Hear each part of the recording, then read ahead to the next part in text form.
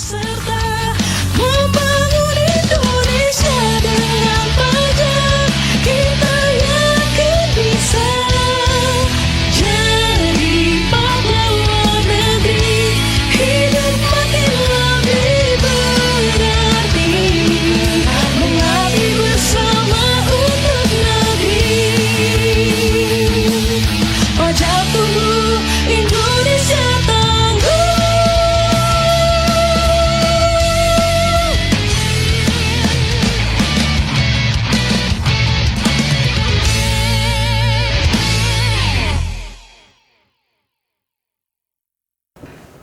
Assalamualaikum warahmatullahi wabarakatuh. Selamat sore kawan pajak. Kembali lagi dalam acara podcast KPP Pratama Payakumbuh Cubadak, cuap bareng diskusi asik perpajakan nih Bang ya. Episode kelima. Nah, ini merupakan suatu kanal untuk memberitahu teman pajak semua mengenai aturan terbaru mengenai perpajakan Bang ya. Terkait dengan pembahasan kita kali ini, kita akan membahas mengenai SPT tahunan orang pribadi melalui Cortex. Nah, karena kan ada aplikasi yang terbaru melalui Cortex, di sini saya Abdul dan di sini juga sudah ditemani dengan narasumber kita, Bang Hizbullah Rida yang merupakan penyuluh di KPP Pratama Payakumbuh. Kawan pajak juga dapat berinteraksi melalui kolom komentar ya. Nanti jika ada pertanyaan langsung saja ditanyakan melalui kolom komentar. Saya sapa dulu nih narasumber kita. Bagaimana nih kabarnya Bang Do? Alhamdulillah sehat Abdul dan kawan pajak di rumah. Oke Bang Do, kali ini kita akan membahas mengenai SPT tahun orang pribadi ya. Tapi sebelum kita membahas ke tema kita, ada baiknya kita sapa dulu nih teman-teman yang ada di rumah Bang Do. Baik, terima kasih Abdul. Assalamualaikum kawan pajak di seluruh Indonesia. Bertemu lagi dengan kami di podcast Cubadak episode kelima. Hari ini kami akan membahas terkait dengan SPT tahunan orang pribadi via Cortex DJP. Nah, mungkin ini adalah hal yang baru bagi kawan pajak ya, tapi jangan khawatir, kami di sini akan mencoba menjelaskan dan memandu kawan pajak dari awal sampai akhir nantinya. Nah, maka dari itu ikuti terus podcast Cubadak episode kelima. Oke, terima kasih Bang Do. Tak terasa kita sudah masuk ya teman pajak ya atau kawan pajak. Tak terasa kita sudah masuk ke masa pelaporan SPT tahunan orang pribadi khususnya. Nah, tahun ini kan melalui Cortex nih Bang Do.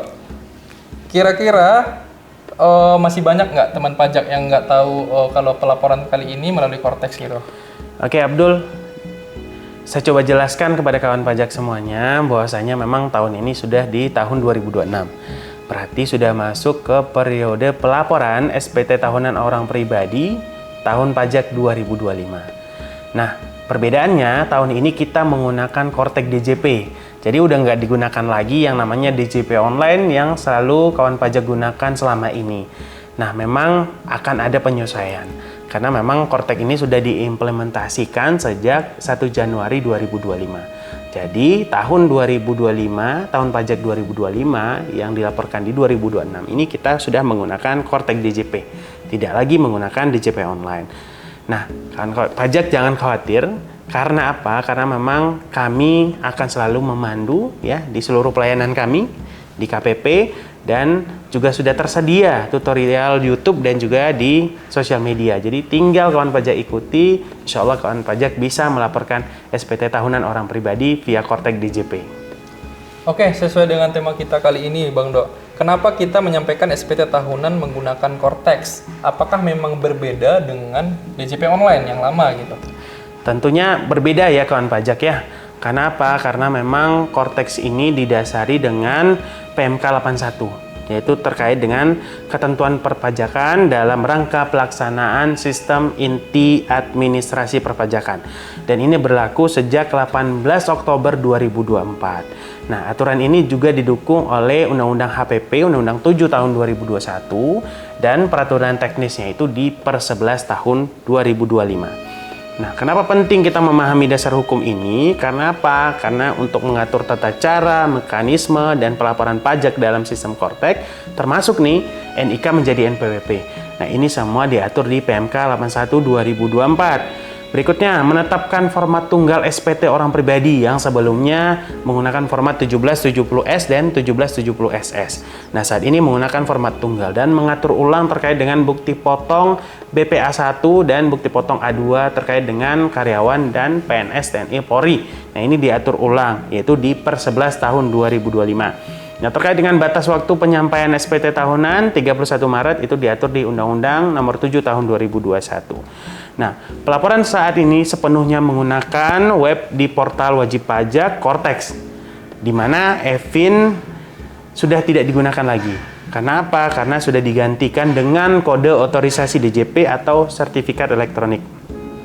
Nah, perubahan ini menyederhanakan administrasi, membuat bukti potong lebih akurat dan mempercepat proses pelaporan. Seperti itu kawan pajak. Saya kembalikan ke Abdul. Oke.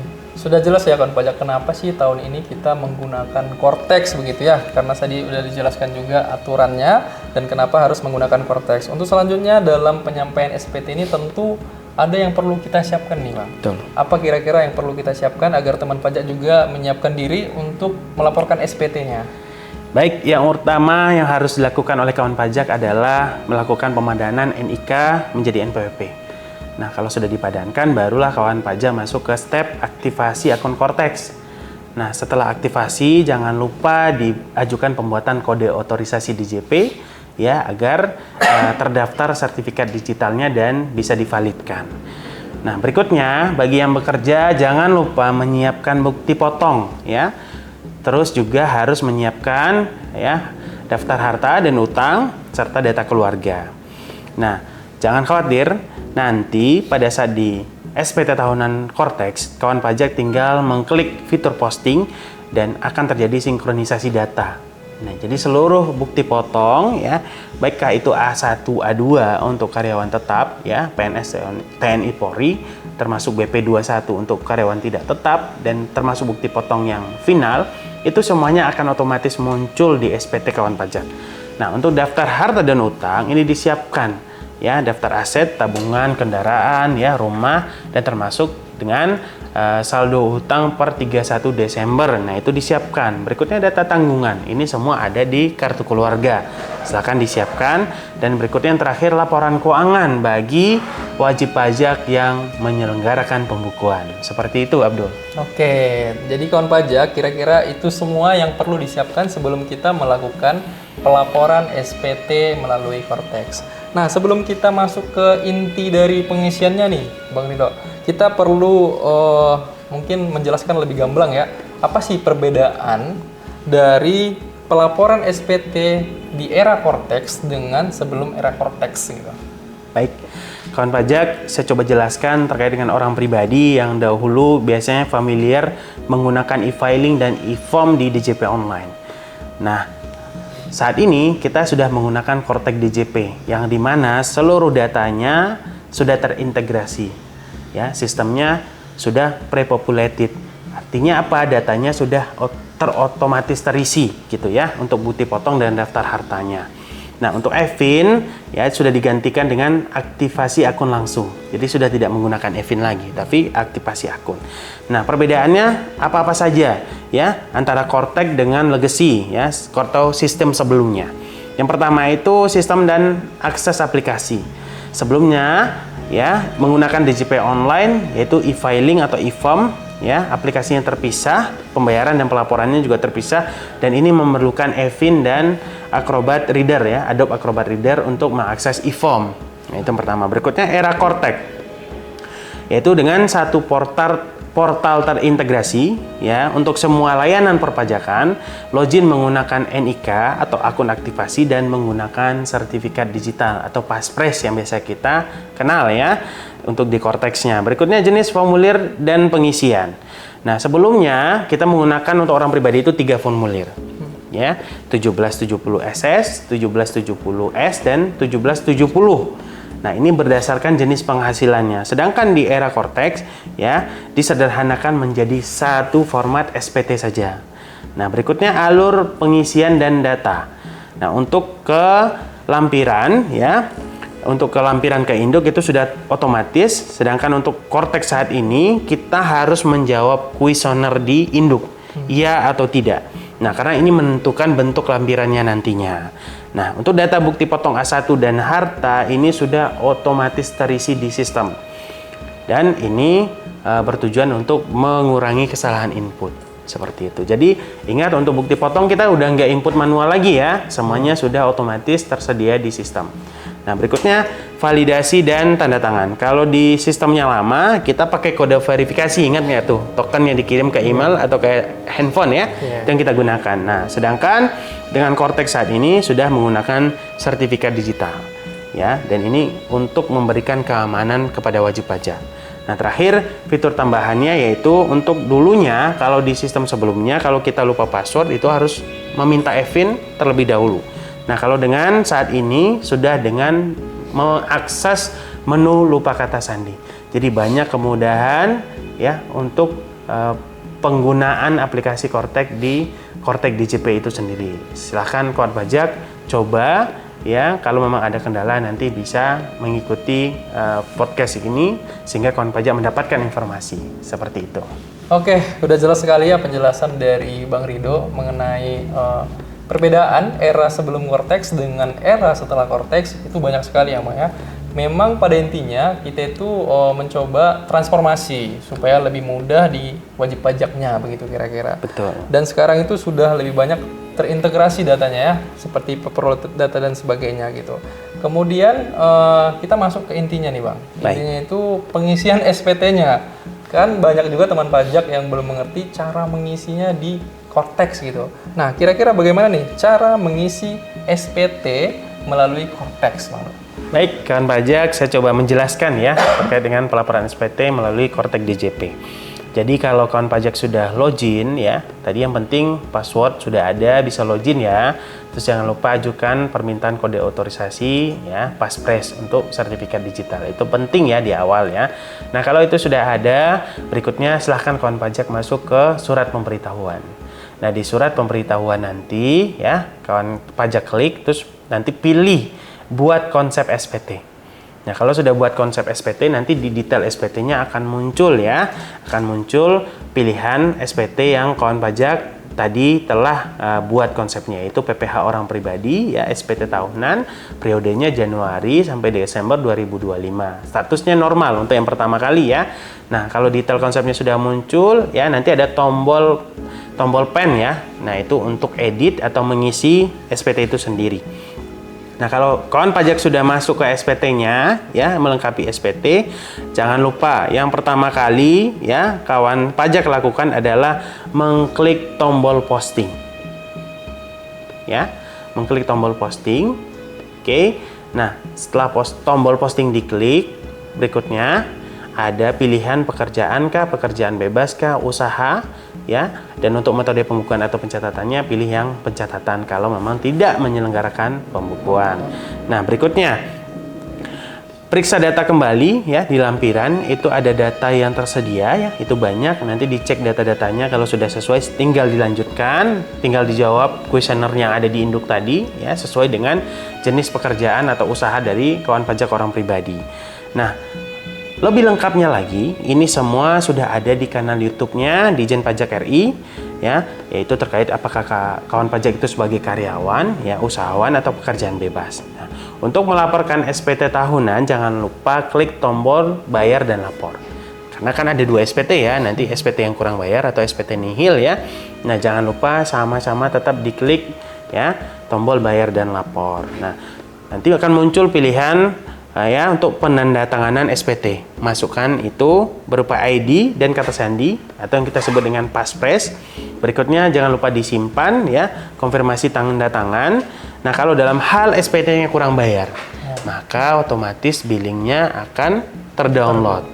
Nah, kalau memang kurang bayar, nanti billingnya terdownload, SPT-nya pindah ke menu menunggu pembayaran sampai billingnya dilakukan pembayaran. Nah, kalau dalam hal SPT-nya nihil, dia akan langsung terlaporkan. Nah, seperti itu Abdul dan kawan pajak, silahkan mencoba mengikuti tahapan yang telah kita sampaikan ini. Oke, udah jelas sekali ya sebenarnya kawan pajak, tadi dijelasin mulai dari awal sekali kita pengisian sampai dengan sudah terlapor Bang ya. Nah, cuman kalau teman pajak masih kurang jelas, nanti bisa langsung melihatnya di YouTube kita ya, Betul. Ditjen Pajak RI. Nah, Lanjut, ini ada banyak sekali pertanyaan nih Bang Do mengenai suami istri yang digabung. Bagaimana sih caranya agar suami istri yang digabung ini melaporkannya tetap nihil, Bang Do? Banyak sekali pertanyaan seperti ini.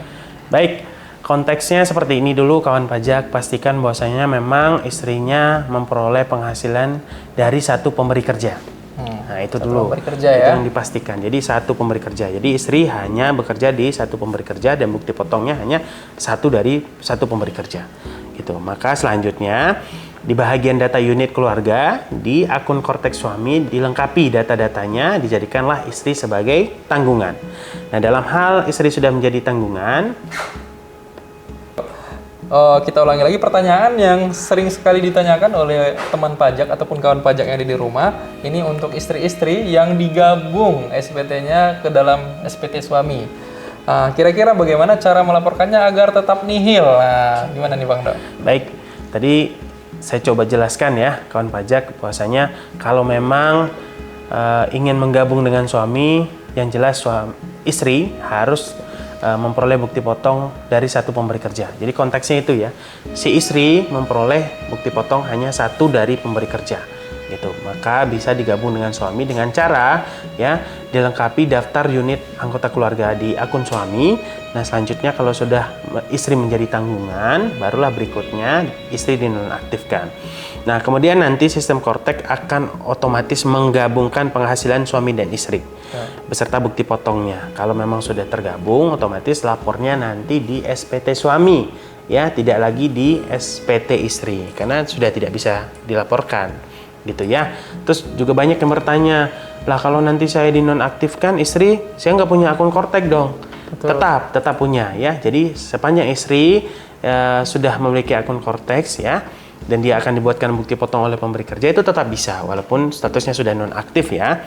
Nah, itu untuk kemudahan bagi kawan pajak. Nah, satu kesatuan ekonomis ini diatur di Undang-Undang PPH itu di pasal 8 ya, di mana jika istri menggabungkan penghasilannya di SPT suami dan sepanjang istri memperoleh bukti potong dari satu pemberi kerja, maka ya perhatikan, jangan sampai bukti potong itu tergabung di lampiran 1D dan 1E SPT suami. Betul. Ya, itu harus diperhatikan ya kawan pajaknya. Jadi untuk yang bukti potong istri itu dihapus dari lampiran L1D dan L1E, lalu dipindahkan ke L2. Yaitu penghasilan final istri dari satu pemberi kerja. Seperti itu ya.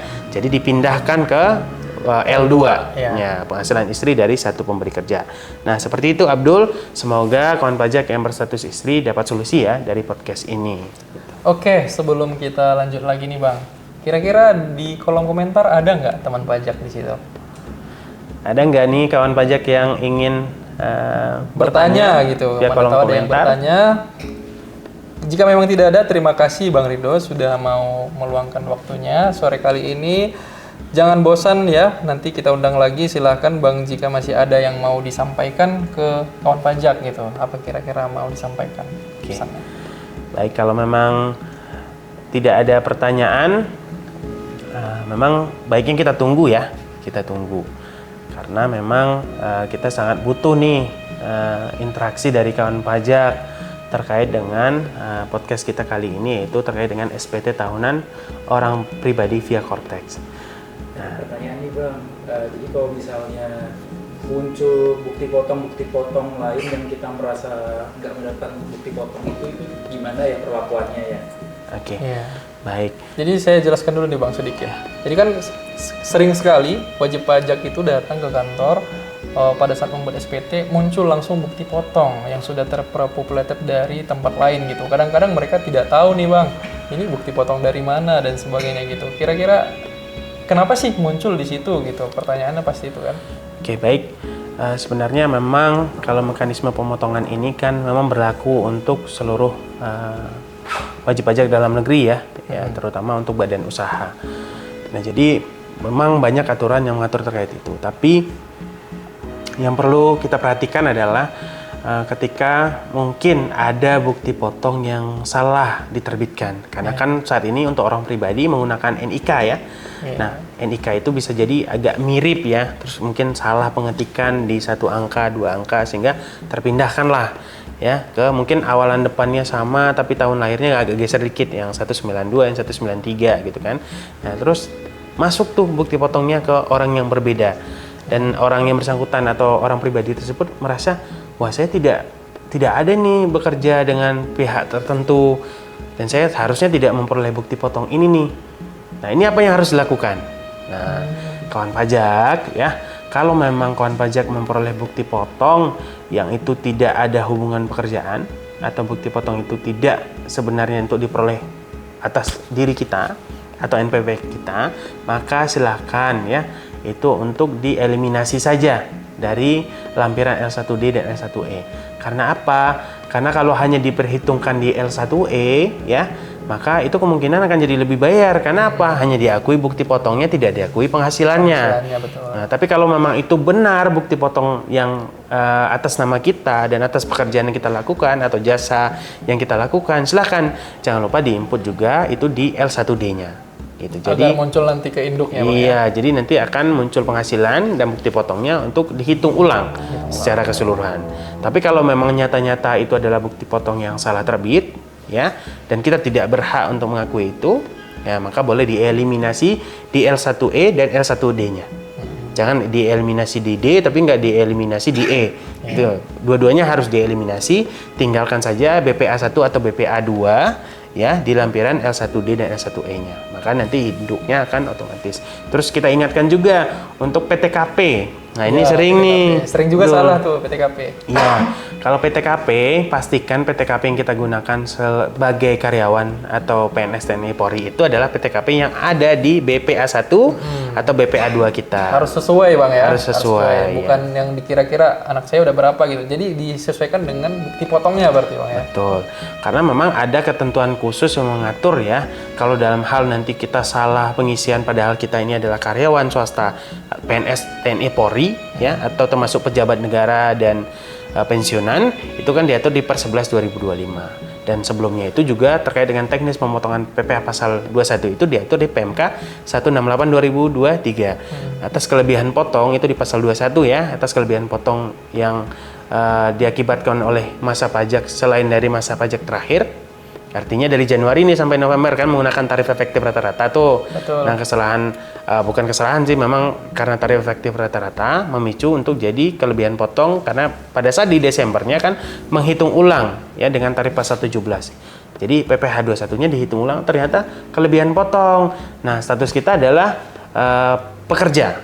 Maka kelebihan potong itu dikembalikan oleh pemberi kerja. Betul. Bukan pemberi kerja ya. Ya, ke bukan kantor di pajak. SPT tahunan terus nanti SPT tahunan disapit lebih bayar, tidak seperti itu. Tapi mekanismenya melalui pemberi kerja gitu. Jadi itu yang perlu diperhatikan oleh kawan pajak gitu ya.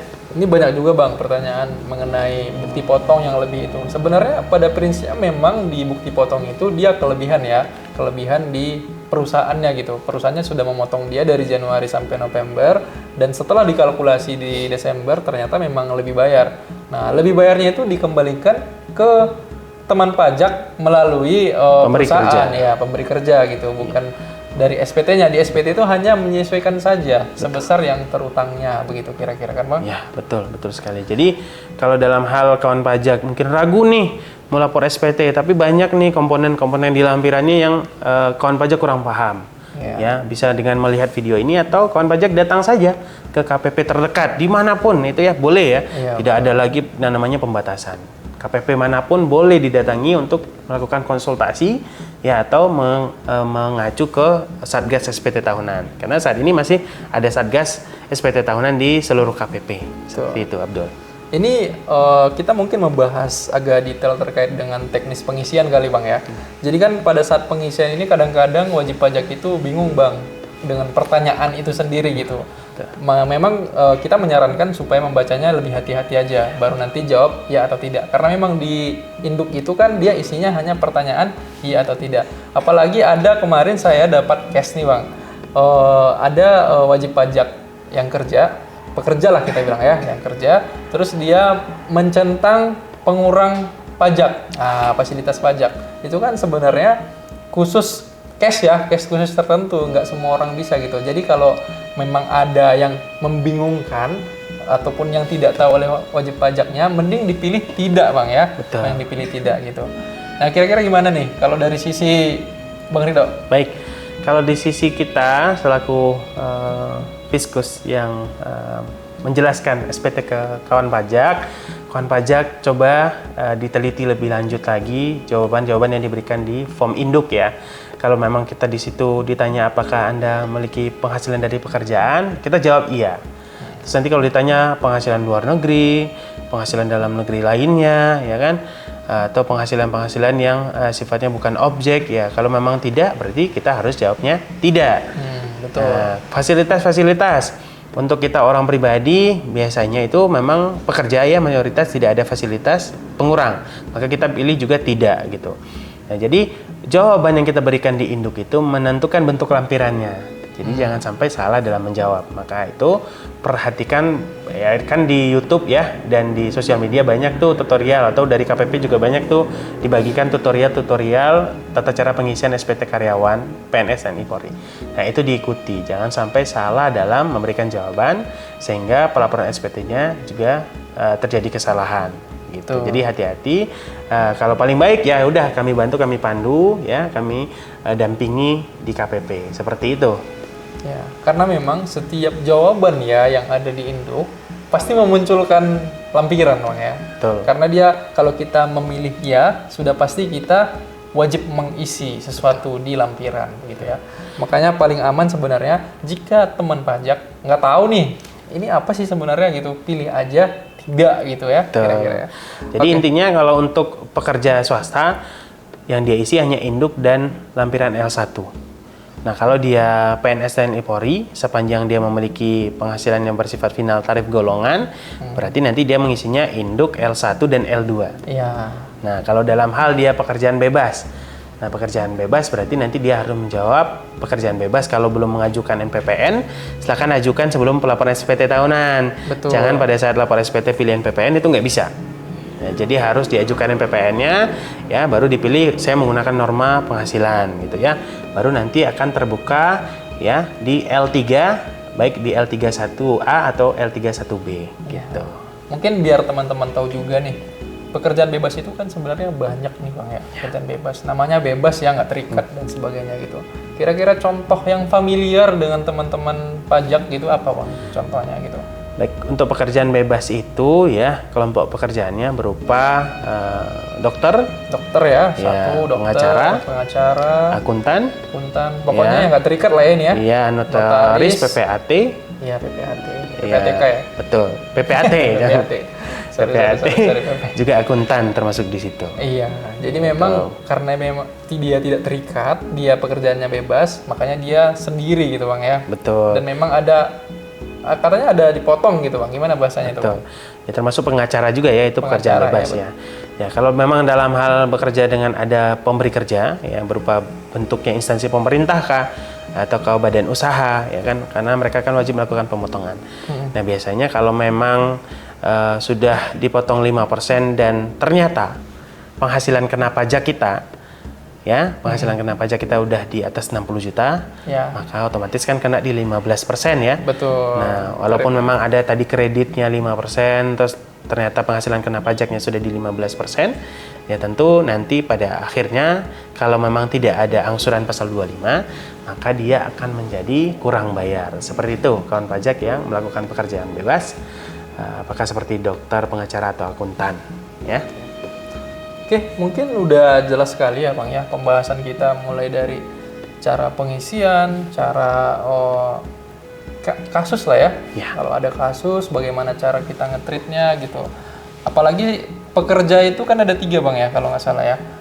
Ada pekerjaan, ada pekerjaan bebas, sama satu lagi itu usaha ya. Nah, ini perlakuannya memang agak sedikit berbeda, tapi kita memang hari ini membahas lebih spesifik itu mengenai orang pribadi yang bekerja gitu. Bekerja. Nah, mungkin bisa dijelaskan sedikit Bang, kalau umpamanya karena memang kita fokusnya ke pekerja, kita singgung sedikit nih, gimana kalau yang usahawan gitu. Usahawan itu apakah memang nanti akan muncul bukti potong dan sebagainya gitu Bang. Mungkin dia juga pengen tahu gitu Bang, gimana cara melaporkannya untuk dia. Oke, baik. Nanti kalau memang kita adalah usahawan, maka di bagian pekerjaannya kita pilih usahawan. Usahawan. Ya, orang yang melakukan kegiatan usaha gitu ya. Terus yang paling penting adalah dilakukan, dibawa ya data pencatatan. Ya, pencatatan setiap bulan ya Pak ya? Iya, omset kotor dari Januari sampai dengan Desember. Itu paling penting. Dan yang diingat itu telah diatur di tahun 2022 di PP 55 tahun 2022 bahasanya ya sepanjang masih memenuhi 7 tahun, ya 7 tahunnya itu berarti sejak tahun berlakunya PP 23 2018 ya, atau sejak tahun terdaftarnya setelah tahun 2018. Jadi 7 tahunnya sejak itu kalau memang masih berlaku ya. Nah, maka kawan pajak ya masih mendapatkan fasilitas yang 0,5% itu. Karena berlakunya 7 tahun gitu ya. Nah, kalau memang 0,5% terus di tahun 2022-nya diatur di PP 55. Oke. Nah, itu ada batasan. Kalau dalam hal omset kotor setahun ya, kotor ya, bukan bersih ya. Kotor ya teman-teman ya. Ya, penjualan kotor lah ya. Penjualan ya, kotor. itu dari sehari terus banyak hari buka dalam 1 bulan ya. Nah, kalau seperti itu, maka nanti kalau memang masih di bawah 500 juta, maka tidak ada PPh terutang atau 0%. Iya. Ya, tapi pada saat melewati 500 juta, pada saat itulah muncul kewajiban pembayaran PPh final tersebut gitu. Nah, catatan omset tadi itu dimasukkan ke lampiran finalnya. Nah, jangan lupa pilih juga nanti di L2-nya atau L1-nya, L3, L31A ya, itu nanti dipilih tarifnya 0,5%. Jangan lupa. Nah, pada saat di bagian induk juga dipilih saya memiliki penghasilan bersifat final. Seperti itu.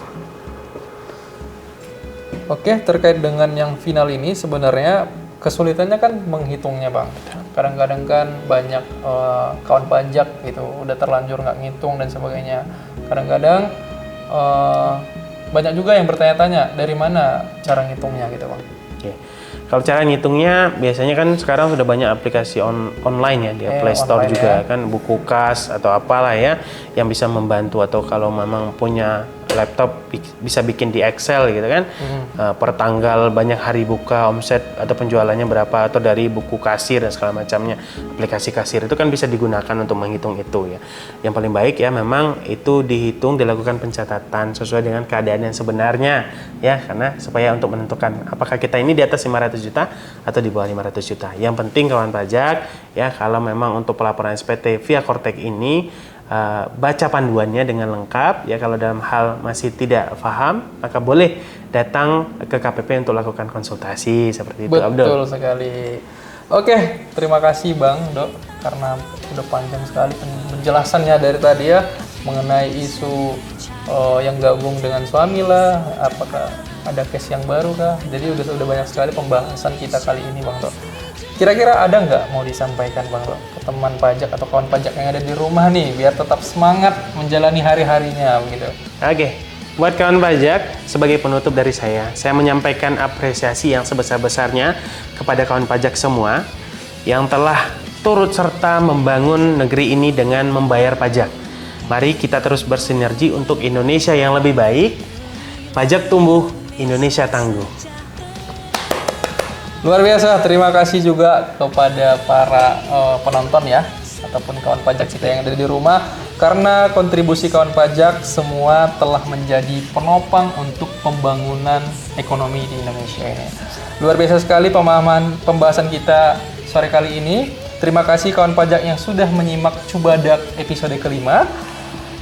Terima kasih banyak juga Bang Dok, narasumber kita yang sudah hadir dan sudah memberikan kita pencerahan mengenai SPT tahunan orang pribadi melalui Kortex. Nah, sebelum saya tutup, saya ingin mengingatkan juga ke teman-teman ataupun kawan pajak yang ada di rumah untuk tetap mantengin IG kita di @pajakpayakumbuh ataupun di Instagram. Sorry, IG itu tadi Instagram ya. Nah, dan YouTube kita KPP Pratama Payakumbuh. Tentunya dengan pembahasan yang menarik lainnya, karena di sana ada podcast kita nih Bang. Nah, tetap jaga kesehatan dan sukses selalu. Sampai jumpa di podcast yang selanjutnya.